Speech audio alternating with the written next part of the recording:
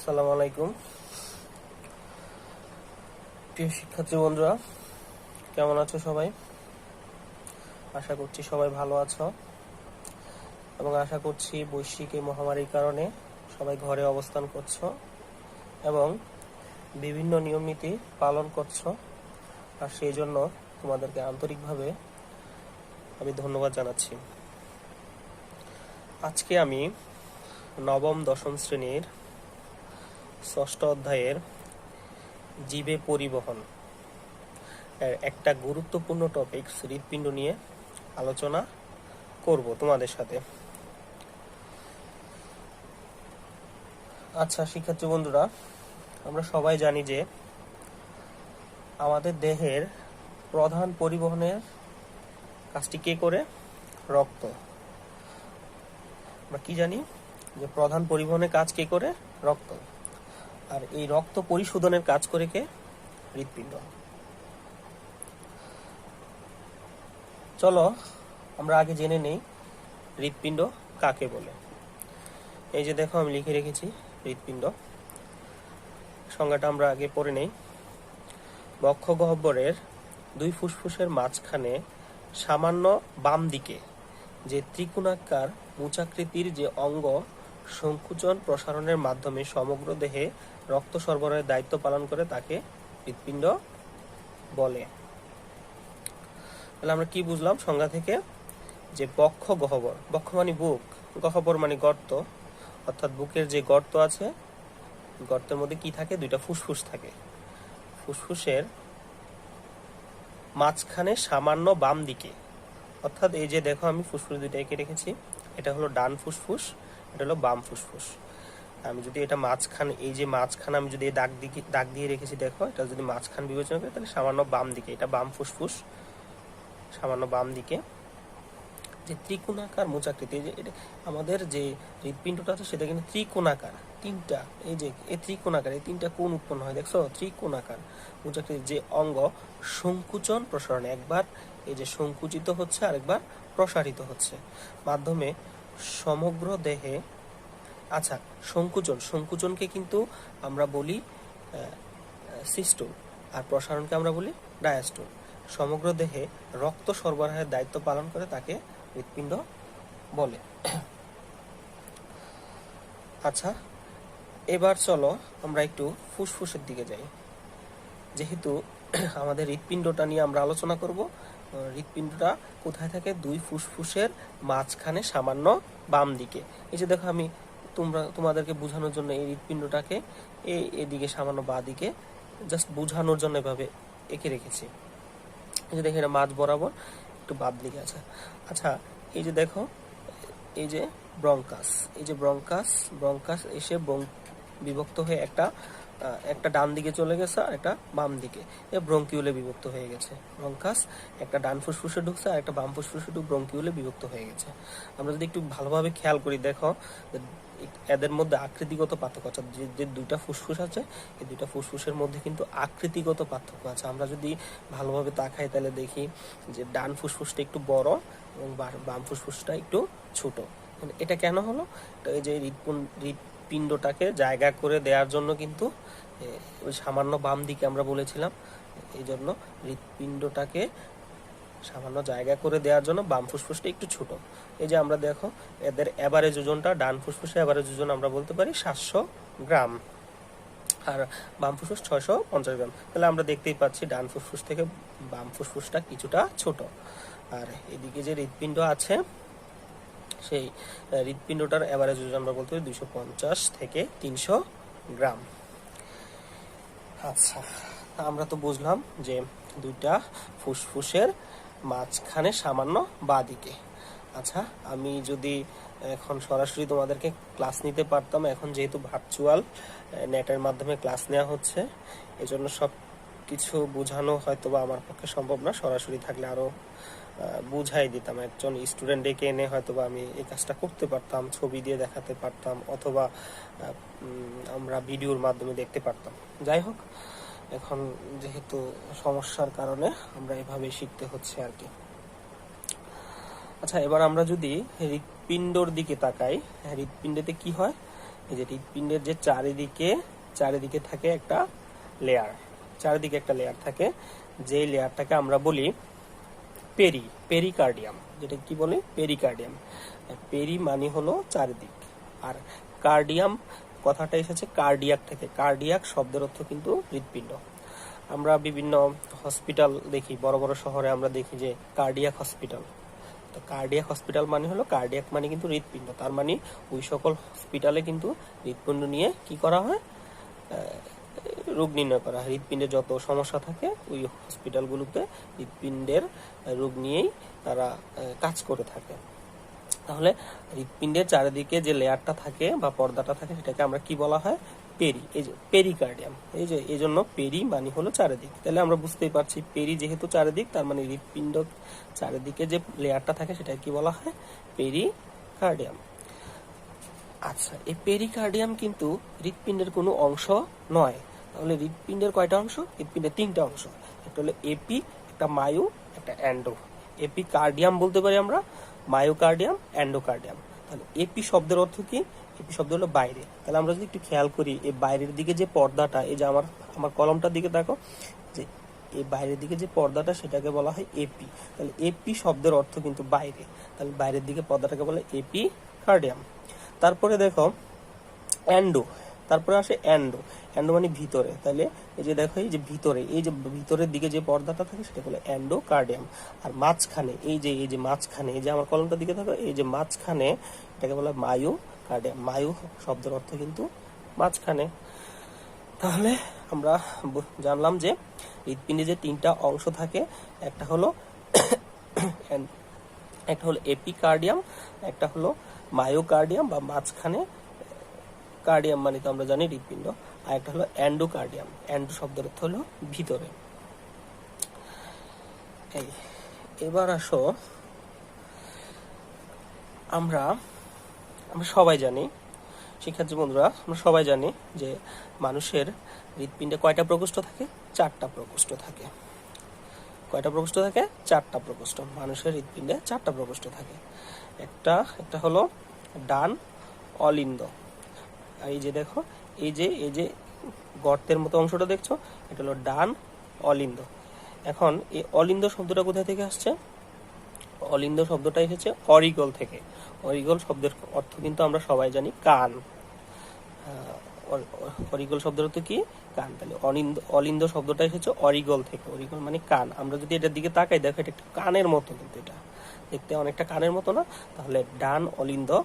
ডান অলিন্দ উপরে, ঠিক নিচেই কিন্তু ডান নিলয়। ডান অলিন্দ যদি উপরে থাকে, নিচে কি থাকে? ডান নিলয়। এই যে দেখো ডান নিলয়, এই যে প্রকোষ্ঠটা, এটাকে বলা হয় ডান নিলয়। তাহলে ডান অলিন্দ উপরে, ডান নিলয় নিচে। তাহলে ডান অলিন্দ উপরে, ডান নিলয় নিচে। মাঝখানে এই যে দেখো, এদিকে মাঝখানে থাকে হলো ত্রিপত্রী কপাটিকা। কপাটিকাকে আমরা ইংরেজিতে বলি বাল্ব। কি বলি আমরা? বাল্ব। ত্রিপত্রী মানে এভাবে এই যে ত্রিপত্রী, এই যে দেখো, একবার ওপেন হচ্ছে, একবার বন্ধ হচ্ছে, একবার খুলছে। ত্রিপত্রী মানে পাতা, 3টা পত্রের মতো এভাবে। এখন আসো, কপাটিকা বা বাল্ব কি আমরা একটু জেনে নেই। কপাটিকা ইংলিশে বলা হয় বাল্ব। বাল্ব হলো রক্তের একমুখী প্রবাহ সৃষ্টিতে সহায়তা করে। রক্তের একমুখী, অর্থাৎ রক্তটা যখন এদিক দিয়ে এসে ঢুকে ডান অলিন্দ থেকে বাম নিলয়ে যায়, তখন কিন্তু রক্তটা ইচ্ছে করলে ব্যাক হয়ে পিছনের দিকে যেতে পারে না। যখন ব্যাক হয়ে পিছনের দিকে যেতে চায়, তখন এই কপাটিকা বা বাল্বটি সেটাকে প্রিভেন্ট করে, অর্থাৎ রক্তের একমুখী প্রবাহে সহায়তা করে, কিন্তু উভয়মুখী প্রবাহে বাধা সৃষ্টি করে, আমরা সেটা বলতে পারি। তাহলে ত্রিপত্রী কপাটিকার কাজটা কি? একমুখী প্রবাহে সাহায্য করে, অর্থাৎ ডান অলিন্দ থেকে সেটা রক্তটা সোজা এসে কোথায় যায়? ডান নিলয়ে যায়। তারপরে দেখো, এই যে 2টা প্রকোষ্ঠের কথা বললাম, তারপরে দেখো এটাকে বলা হয় বাম অলিন্দ। এটা কি বলা হয়? বাম অলিন্দ। তারপরে বাম অলিন্দের ঠিক নিচে আছে কি? বাম নিলয়। আচ্ছা, এবার এবার আমরা একটু দেখি, এই যে ডান অলিন্দের পরে রক্তটা আসলো কোথায়? ডান নিলয়ে, মাঝখানে ত্রিপত্রী কপাটিকা, তারপরে এদিকে এই যে এটা দেখতে পাচ্ছ, এটা কিন্তু অর্ধচন্দ্রাকৃতির কপাটিকা। এটা অর্ধচন্দ্রাকৃতির কপাটিকা। অর্ধচন্দ্রাকৃতি মানে হলো সেমি লোনার। অর্ধ মানে একটা চন্দ্রের অর্ধেকের মতো দেখতে আর কি। এটা অর্ধেক, আমরা আকাশে মাঝে মধ্যে দেখি না চাঁদ, অর্ধেকটা চাঁদ, এক ফালি চাঁদ, অর্ধেকটা চাঁদ আমরা দেখি, সেমি লুনার বলা হয় আর কি। দেখতে অর্ধচন্দ্রাকৃতি দেখতে।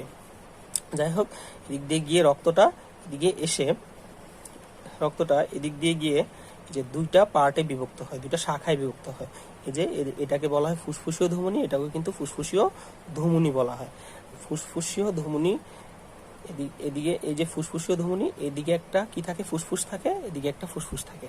এই যে দেখো, এই দুইটা ফুসফুস কিন্তু এদিকে থাকে ডান ফুসফুসটা, এদিকে থাকে বাম ফুসফুসটা।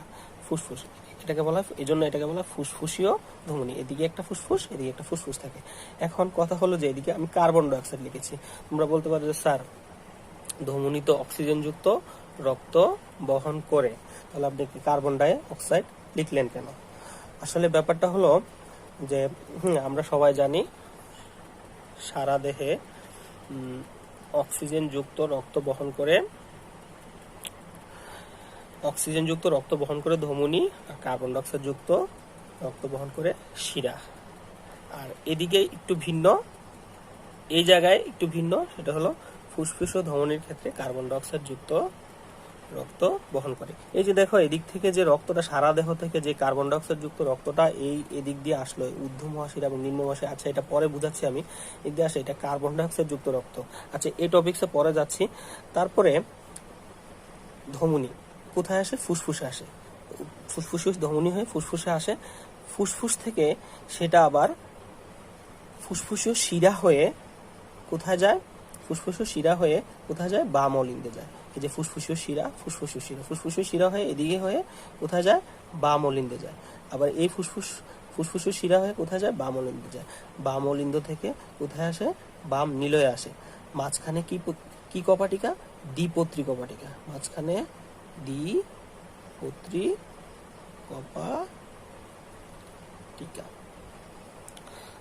কপাটিকা। তাহলে তারপর আমরা দেখি,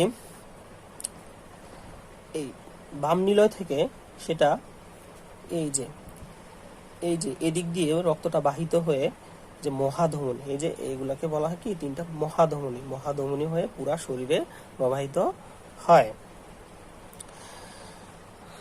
আচ্ছা, এবার আসো, হৃৎপিণ্ডে রক্ত কিভাবে বাহিত হয় সেটা সম্পর্কে আমরা একটু আলোচনা করি, যে প্রসেসটা। আচ্ছা,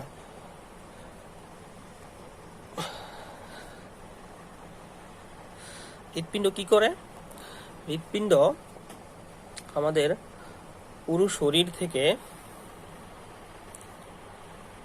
কার্বন ডাইঅক্সাইড যুক্ত রক্তটা ঊর্ধ্ব মহাশিরা এবং নিম্ন মহাশিরা দিয়ে, কার্বন ডাইঅক্সাইড যুক্ত রক্তটি ঊর্ধ্ব মহাশিরা এবং নিম্ন মহাশিরা দিয়ে, এই যে দেখো প্রসেসটা আমি লিখেছি, ঊর্ধ্ব মহাশিরা এবং নিম্ন মহাশিরা দিয়ে, এই যে দেখো ঊর্ধ্ব মহাশিরা, এই যে দেখো নিম্ন মহাশিরা, কোথায় আসছে? ডান অলিন্দে আসছে। কার্বন ডাইঅক্সাইড যুক্ত পুরো শরীর থেকে কি নিয়ে আসছে? কার্বন ডাইঅক্সাইড যুক্ত রক্ত নিয়ে আসছে। আচ্ছা, কার্বন ডাইঅক্সাইড যুক্ত রক্ত ঊর্ধ্ব মহাশিরা এবং নিম্ন মহাশিরা কোথায় আসছে? ডান অলিন্দ থেকে এই কার্বন ডাইঅক্সাইড যুক্ত রক্ত কোথায় যাচ্ছে? ডান নিলয়ে যাচ্ছে। হ্যাঁ, ডানের মাঝখানে কি উপত্রী কপাটিকা? ত্রিপত্রিকা। এই যে দেখো ঊর্ধ্ব মহাশিরা, নিম্ন মহাশিরা, তারপরে কোথায় যাবে? ডান অলিন্দে। এই যে ঊর্ধ্ব মহাশিরা, নিম্ন মহাশিরা কোথায় যাচ্ছে? ডান অলিন্দে। ডান অলিন্দে আসলো, ডান অলিন্দ হয়ে কোথায় যাবে? ডান নিলয়ে। মাঝখানে কি পত্রিকা পড়ে? ত্রিপত্রী কপাটিকা। এই যে দেখো ত্রিপত্রী কপাটিকা, তারপরে কি? ডান নিলয়ে। কোথায় যাবে রক্তটা? ডান নিলয়ে যাবে। এই যে ডান নিলয়ে গেল। এখন এই ডান নিলয় থেকে রক্তটা, কার্বন ডাইঅক্সাইড যুক্ত রক্তটা কোথায় যাবে? এই যে দেখো দুইটা শাখায় বিভক্ত হয়ে ফুসফুসীয় ধমনী হয়ে কোথায় যাবে? এই যে রক্তটা কিন্তু কার্বন ডাইঅক্সাইড যুক্ত রক্ত। এই যে দেখো এদিক দিয়ে রক্তটা কোথায় যাবে? ফুসফুসীয় ধমনী হয়ে, যে এই জন্য এটা লিখছি কি ফুসফুসীয় ধমনী। ফুসফুসীয় ধমনী হয়ে কোথায় যাবে? আমি যে বলছিলাম আগে, এবং খেয়াল আছে কিনা তোমাদের, এই যে দুইটা ফুসফুসে যাবে, এই যে দুইটা ফুসফুসে যাবে। ফুসফুসে গিয়ে কি হয়, ফুসফুসে যে ব্রঙ্কাস থাকে, ব্রঙ্কিউলগুলো থাকে, ব্রঙ্কিউলের আমাদের শরীরে যে ফুসফুসের মাধ্যমে যে আমাদের ফুসফুসে যে অক্সিজেন এসে জমা হয়, সে অক্সিজেনটা ব্যাপন প্রক্রিয়ায় সে কাকে দিয়ে দিচ্ছে? ব্যাপন প্রক্রিয়ার মাধ্যমে রক্তকে দিয়ে দিচ্ছে। এই যে ফুসফুসীয় ধমনী হয়ে ফুসফুসের মধ্যে যে রক্তটা আসলো, সেটা কিন্তু কার্বন ডাইঅক্সাইড যুক্ত রক্ত। তা আমাদের ফুসফুসে কিন্তু অক্সিজেন যুক্ত রক্ত জমা থাকে। এই অক্সিজেনটা ব্যাপন প্রক্রিয়ায় আমাদের ফুসফুসের ভিতরে যে অ্যালভিউলাস আছে, সেই অ্যালভিউলাসটা কি করে? এই অক্সিজেনটাকে ব্যাপন প্রক্রিয়ায় দিয়ে দিচ্ছে। কাকে দিয়ে দিচ্ছে? ফুসফুসীয় শিরা। এই ফুসফুসীয় শিরা হয়ে সেই অক্সিজেন যুক্ত রক্তটা এদিক দিয়ে ঢুকবে ফুসফুসীয় শিরা হয়ে। এবার দেখো, এই যে ফুসফুসীয়, আমি লিখছি কি ফুসফুসে গেছে। এই ফুসফুসে যাওয়ার পর কি কাজ হয়েছে? এদিকে যে কার্বন ডাইঅক্সাইড রক্তটা ঢুকেছিল ফুসফুসের মধ্যে, কার্বন ডাইঅক্সাইড যুক্ত রক্তটা ফুসফুসে থেকে গেল। ফুসফুস থেকে অক্সিজেন যুক্ত রক্ত ফুসফুসীয় শিরা হয়ে, এই যে ফুসফুসীয় শিরা, এই যে দেখো, এই ফুসফুসীয় শিরা হয়ে আবার কিন্তু হৃৎপিণ্ডের মধ্যে প্রবেশ করলো। কিভাবে, কোথায় যাবে? আচ্ছা, আমরা একটু পরে দেখছি। তাহলে আমার কি যোগ হলো রক্তের মধ্যে? অক্সিজেন যুক্ত হলো এবং কার্বন ডাইঅক্সাইড কোথায় থেকে গেল? ফুসফুসের মধ্যে থেকে গেল। কোথায় আসলো? ফুসফুসীয় শিরা। এই যে ফুসফুসীয় শিরা, এই যে ফুসফুসীয় শিরা হয়ে, এই যে ফুসফুসীয় শিরা হয়ে কোথায় আসলো? বাম অলিন্দে। এই যে দেখো ফুসফুসীয় শিরা, এই ফুসফুসীয় শিরা হয়ে, সরি ওদের একটু দেখতে প্রবলেম হচ্ছে, এই যে ফুসফুসীয় শিরা হয়ে রক্তটা কোথায় আসবে? বাম অলিন্দা। আবার এই ফুসফুসীয় শিরা হয়ে রক্তটা কোথায় আসলে? বাম অলিন্দা আসলো। ক্লিয়ার? আমার মনে হয় তোমরা বুঝতে পারছো ব্যাপারটা। অক্সিজেন যুক্ত রক্তটা ফুসফুসীয় শিরা হয়ে এভাবে গিয়ে কোথায় আসলো? বাম অলিন্দে। আচ্ছা, এদিক দিয়েও কিন্তু ফুসফুসীয় শিরা হয়ে কোথায় আসছে? বাম অলিন্দে আসলো। এই যে দেখো, এই জন্য আমি কি লিখছি? ফুসফুসীয় শিরা হয়ে কোথায় আসছে? বাম অলিন্দে আসলো। বাম অলিন্দ থেকে কোথায় যাবে? বাম নিলয়ে যাবে। কোথায় যাবে? বাম নিলয়ে।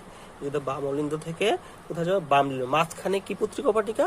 দ্বিপত্রিকপাটিকা, অর্থাৎ দুইটা পত্রের মতো দেখতে, পত্র মানে পাতার মতো অনেকটা দেখতে। তাহলে মাঝখানে কি পত্রিকপাটিকা? দ্বিপত্রিকপাটিকা। এই যে দ্বিপত্রিকপাটিকা লিখছি। দ্বিপত্রিকপাটিকা হয়ে কোথায় যাবে? বাম নিলয়ে যাবে। এই যে বাম নিলয়। এবার আমরা একটু চিত্রটার দিকে তাকাই। এই যে বাম নিলয় হয়ে, সেটা আমরা যদি একটু ভালোভাবে খেয়াল করি, বাম নিলয় হয়ে এটা কিন্তু এই দিক দিয়ে রক্তটা, এটা কিন্তু অক্সিজেন যুক্ত রক্ত। দেখো, অক্সিজেন যুক্ত রক্তটা এই দিক দিয়ে হয়ে মহাধমনী হয়ে পুরো শরীরে বাহিত হয়ে যাচ্ছে। তাহলে ব্যাপারটা কি দাঁড়ালো? আচ্ছা, আমরা আরেকটু দেখে নিই। মহাধমনী সারা দেহে, তো এটাকে আমরা লিখছি ব্লাড সার্কুলেশন অফ হার্ট। তাহলে ব্যাপারটা কি দাঁড়ালো? যে পুরো শরীর থেকে যে কার্বন ডাইঅক্সাইড যুক্ত রক্তটা আছে, সেটা ঊর্ধ্ব মহাশিরা এবং নিম্ন মহাশিরা হয়ে কোথায় আসছে? ডান অলিন্দে। কোথায় আসছে? ডান অলিন্দে। ডান অলিন্দ থেকে কোথায় আসছে? ডান নিলয়ে। মাঝখানে কি পত্রিকপাটিকা? ত্রিপত্রিকপাটিকা। ত্রিপত্রিকপাটিকা হয়ে ত্রিপত্রিকপাটিকা, তারপরে ডান নিলয় হয়ে অর্ধচন্দ্রাকৃতি কপাটিকা হয়ে দুই ভাগে ভাগ হয়ে একটা গেছে ডান ফুসফুসে, আর একটা গেছে কোথায়? বাম ফুসফুসে। রক্তটা বাহিত হয়েছে গিয়ে কোথায় আসছে? তারপরে ফুসফুসে গিয়ে ফুসফুস থেকে অক্সিজেন ট্রান্সফার হয়েছে। এই যে অক্সিজেন যোগ হয়েছে এবং কার্বন ডাইঅক্সাইড কি হয়েছে? এদিকে থেকে গেছে, ফুসফুসে থেকে গেছে। তারপরে ফুসফুসের শিরা হয়ে সেটা আবার বাম অলিন্দে আসলো। বাম অলিন্দ থেকে বাম নিলয়, মাঝখানে দ্বিপত্রিকপাটিকা, সেটা আবার এই যে রক্তটা অক্সিজেন দ্বারা বাহিত হয়ে মহাধমনী হয়ে কোথায় চলে গেল? হ্যাঁ, সারা দেহে প্রবাহিত হলো। তাহলে প্রসেসটা হলো, পুরা শরীর থেকে কার্বন ডাইঅক্সাইড যুক্ত রক্তটা হৃৎপিণ্ডে নিয়ে আসছে। হ্যাঁ, হৃৎপিণ্ড সেটাকে কি করছে? আবার কোথায় পাঠিয়ে দিচ্ছে? ফুসফুসে পাঠিয়ে দিচ্ছে। হৃৎপিণ্ড সেটা আবার কোথায় পাঠিয়ে দিচ্ছে? ফুসফুস। ফুসফুস থেকে সেটা আবার ব্যাপন প্রক্রিয়া রক্তের মধ্যে অক্সিজেন যুক্ত হচ্ছে, সেই অক্সিজেন যুক্ত রক্তটি আবার ফুসফুসের শিরা হয়ে সেটা আবার হৃৎপিণ্ডে প্রবেশ করছে। সেই হৃৎপিণ্ড আবার কি করছে? সেটা আবার মহাধমনী হয়ে এই অক্সিজেন যুক্ত ব্লাডটাকে আবার সারা দেহে বাহিত করছে।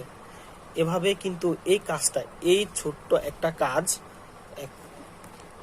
হৃৎপিণ্ড প্রতিনিয়ত করে যাচ্ছে আমাদের জন্য। প্রতিনিয়ত হৃৎপিণ্ড এই কাজটা করে যাচ্ছে। এটা হলো আমি এতক্ষণ যেটা বুঝালাম সেটা তো আমি তোমাদেরকে আগেই বলেছি, হৃৎপিণ্ডের রক্ত কিভাবে বাহিত হয় সেটা। আচ্ছা শিক্ষার্থী বন্ধুরা, আজকের পাঠটা এতটুকু পর্যন্তই থাকুক। আমরা একটা বাড়ির কাজ নিতে পারি, হোমওয়ার্ক নিতে পারি। সেটা হলো যে তোমাদের কাছে এরকম একটা চিত্র থাকবে, চিত্র এ অংশ বা বি অংশ বা ফিগারের মধ্যে লিখে দিবে এ বা বি। পরীক্ষা আসতে পারে যে এই অংশটির নাম কি, এর গঠন নিজের ভাষায় বিশ্লেষণ করো, ব্যাখ্যা করো, বিশ্লেষণ করো, সেটা আসতে পারে। তো তোমাদের হোমওয়ার্ক হলো যে এই চিহ্নিত অংশটির নাম কি, হ্যাঁ এরকম একটা চিত্র আঁকবা। এই চিত্রটা খুব ভালোভাবে স্টাডি করবা। যদি আমি ভালো চিত্র আঁকতে পারি না, স্যার ভালো চিত্র আঁকতে পারি না, যতটুকু আঁকার চেষ্টা করেছি স্যার, তোমাদের থেকে আরো সুন্দর চিত্র আমি আশা করব। দেখো এরকম চিত্র 5 থেকে 6 বার আঁকবে এই চিত্রটা, একে এটা নাম দিবা এ অথবা বি অথবা সি। তখন নিজে একটা প্রশ্ন তৈরি করে ফেললা যে এ চিহ্নিত অংশটির নাম উল্লেখ করে এর গঠন প্রক্রিয়া বিশ্লেষণ করো। এটা তোমাদের হোমওয়ার্ক থাকলো। ঠিক আছে শিক্ষার্থী বন্ধুরা, আজকের মতো পাঠ এখানে সমাপ্তি ঘোষণা করছি। সবাই ভালো থেকো, সুস্থ থেকো। আসসালামু আলাইকুম।